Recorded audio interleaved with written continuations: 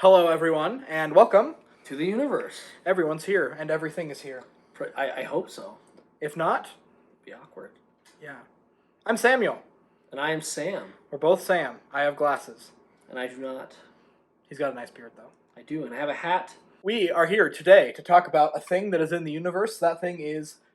Well, the Alan Wake Remaster, of course. Yes, it is a old-new game. It is. Or a new-old game. A new old game, yeah. But it's nice looking for the most part. I mean, it's got good things going for it and bad things going for it. Let's talk about the good and bad things. First things first, Sam, have you played the original Alan Wake? I have not, so I was coming into this fresh. He was very fresh. I have played the original Alan Wake. I have not. I have not played the remaster, so... So let me start by asking you how you like the original and your thoughts on that. Yes, I love the original Alan Wake. When I saw the remaster announced, I was deeply excited. I played the original back in probably 2010, 2011, around when it was released for the Xbox 360, and it was a game I beat in like 2 sittings. I could not get away from it. So I saw the remaster, and I was like, gonna get my hands on that one, and I was really happy to see that it was coming to multiple platforms, so that people... Not just because it was a 360 exclusive, right? Yeah, it was a 360 exclusive, so... And it was kind of a niche game by Remedy. They had some hits before this, but this was a little more of a different experiment for them. Yeah. I would say it's still a very experimental game in a lot of ways. Like, I just don't think any other game feels the same as this one up until this point. Like, the pace is very different, at least, from anything else I've done. So you played this game on the PlayStation 5. I did. I was lucky enough to get a PlayStation 5, shelling out that. I love the PlayStation 5. I played a handful of games, and I was excited to see that Alan Wake was dropping, especially in October, because who doesn't love a nice thriller?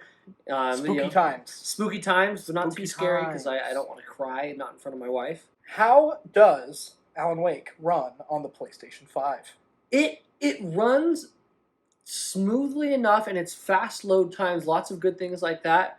I do feel like, like you said, it's a remaster, Mm-hmm. So it does feel like it's mostly just a lot of upscaling, like with graphics, and looks nice, but I did feel like there were things that were jankety, was a word that I think you used. Jankety, yeah. And like what? The mechanics are very slow response, I felt like.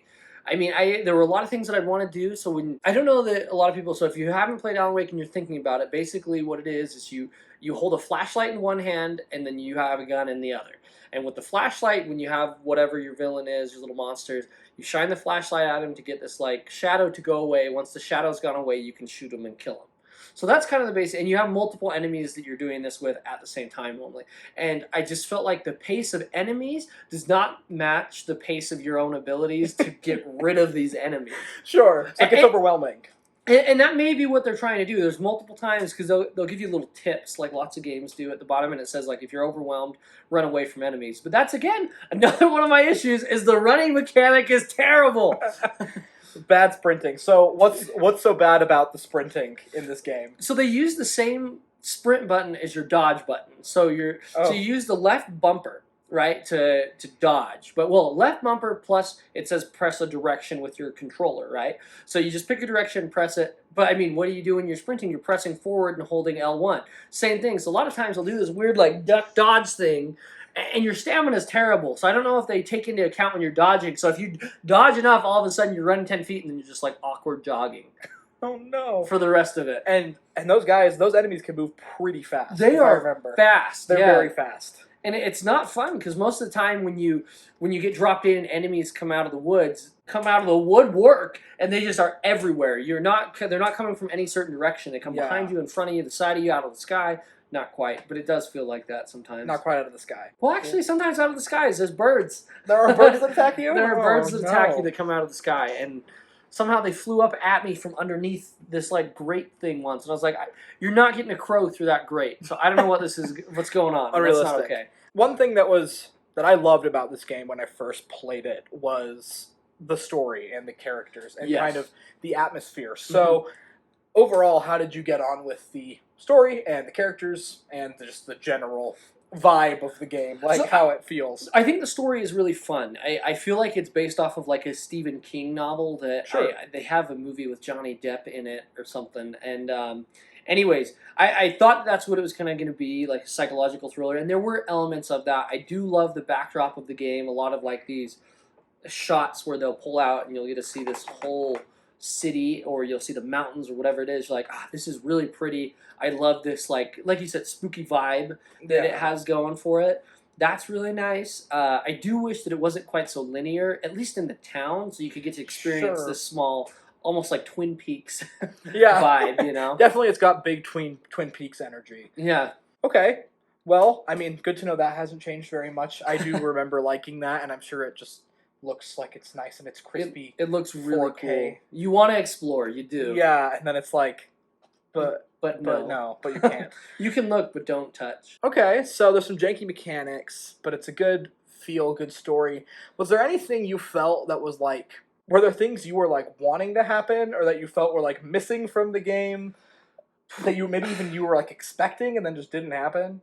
The lack of really diversity within monsters that you have is kind Sure. of depressing, as well as there's not really any boss fights throughout the game. And that's I think what's- you're right. It's just a lot of the same thing, like either upscaled or downscaled, whatever it is, for the amount of villains that you have that are coming after you. And it's like, oh, okay, there's not a lot of change. There's not a lot of diversity within even the weapons that you have. Like, they all kind Yeah. of do the same thing. You get a flare gun that kind of does something different. You get flashbangs and this other thing. You're not necessarily playing it for that action side of it. You're playing it for the story. So that's one of the reasons a lot of times I had issues with the game, is it was like you get stuck on a level and you're like, why is this so hard at certain places? Yeah, like I just wanna be in this world and experience the story. Yeah. Like, playing the same part over and over again because I keep dying. It's yeah, so frustrating. Yeah. and I have to give big props to Remedy, who are the creators of this game initially, for always taking big risks with their Yeah. mechanics and their stories. If you ever played the Max Payne games, they've got a good story and also their fun bullet time mechanics. Yeah. Or if you've played Control, that game has some of the most unique gameplay and mechanics that I've ever experienced. But Yeah. they seem to have learned a lot in terms of adding boss fights and... Yeah.